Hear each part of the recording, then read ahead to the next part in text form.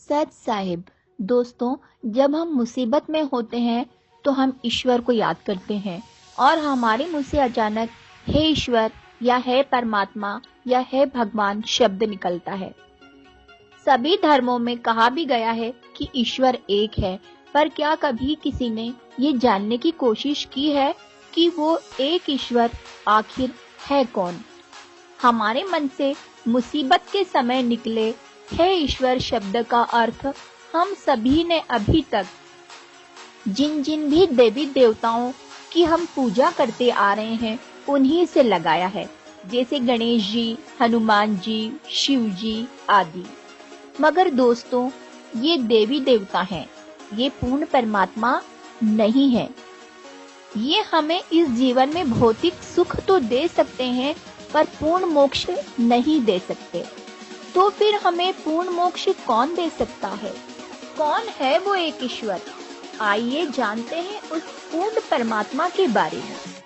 पवित्र वेद, शास्त्र और सद्ग्रंथों ने यह प्रमाणित कर दिया है कि वह परमात्मा मनुष्य सदृश है, भूलोक के तीसरे पृष्ठ पर विराजमान है तथा राजा की भांति रहता है। वहां से गति करके आता है तथा अच्छी आत्माओं को मिलता है। वह पृथ्वी पर कवियों की तरह आचरण कर विचरण करता है और उसका नाम कबीर है।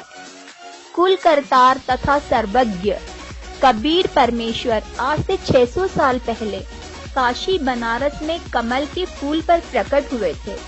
इनको माता पिता ने जन्म नहीं दिया था। आकाश से एक ज्योति प्रकट होकर धरती पर उतरी और उसने एक बालक कबीर का रूप धारण कर लिया, जिनका लालन पालन नीरू और नीमा नामक एक जुलाहा दंपति ने किया। कबीर साहेब के जन्म का संबंध किसी विधवा ब्राह्मणी से जोड़ना एकदम अनर्गल तथा आधारहीन तथ्य है। कुछ तथा कथित चालाक ब्राह्मणों ने कबीर साहेब को विधवा ब्राह्मणी की संतान कहकर विद्वानों को भ्रमित करने का प्रयास किया है। कबीर परमेश्वर 120 वर्ष तक इस पृथ्वी पर रहे। उन्होंने अपने वास्तविक तेजोमय शरीर के ऊपर मानव सदृश शरीर हल्के तेज का बनाकर अपने आप को रखा तथा अपने द्वारा रची सृष्टि का वास्तविक तत्व ज्ञान देकर वे सशरीर सतलोक चले गए। हमको ये बताने के लिए तथा कलयुग में ये सिद्ध करने के लिए कि हु इज गॉड वे यहाँ भटकते ही रहे, पर किसी ने उनको नहीं पहचाना और उन पर बहुत जुल्म किए। Who is God? Kabir is God. Kabir is complete God. ये सिद्ध करने के लिए परमात्मा कबीर ने अपने कुछ गवाह बनाए और इन पुण्य आत्माओं को वे समय समय पर अपने निज धाम सतलोक लेकर गए और वहां की सैर कराकर अपने बारे में बताकर उनको वापस इस पृथ्वी पर छोड़ दिया। आदरणीय नानक साहेब जी सिख धर्म, आदरणीय मुलकदास जी, आदरणीय घीसा दास जी, आदरणीय गरीबदास जी, आदरणीय दादू साहेब उन पुण्य आत्माओं तथा दृढ़ भक्तों में से एक हैं। आदरणीय नानक साहेब को परमात्मा कबीर बेई नदी पर जिंदा महात्मा के रूप में मिले थे, जहां वे रोज स्नान के लिए जाते थे। परमात्मा नानक साहेब को सतलोक लेकर गए, जहां नानक साहेब ने असंख्य ब्रह्मांडों के सिंहासन पर उन्हीं जिंदा महात्मा को परमात्मा के रूप में विराजमान देखा।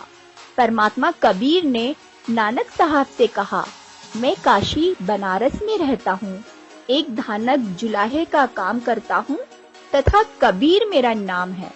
तुम वहां आना, सतनाम दूंगा। तीसरे दिन उनको वापस छोड़ा।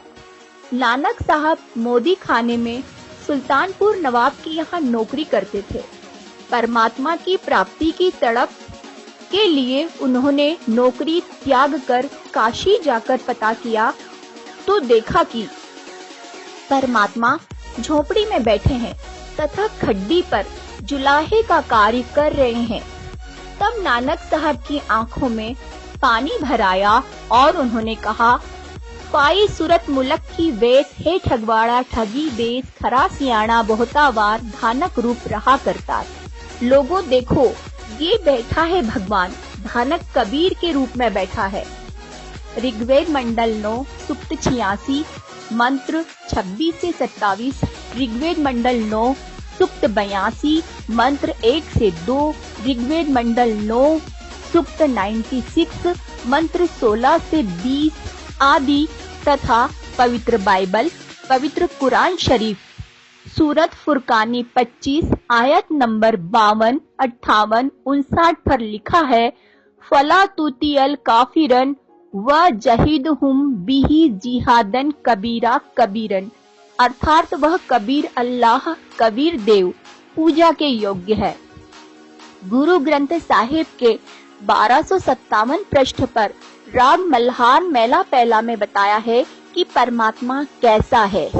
बागे कपड़ बोल बैन लंबा नक काले तेरे नैन कभू साहब देखिया बहन।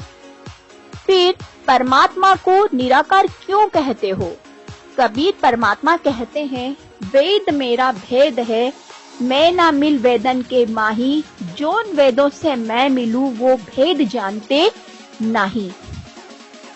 सत साहेब बंदी छोड़ सदगुरु देव रामपाल जी गुरु महाराज की जय हो।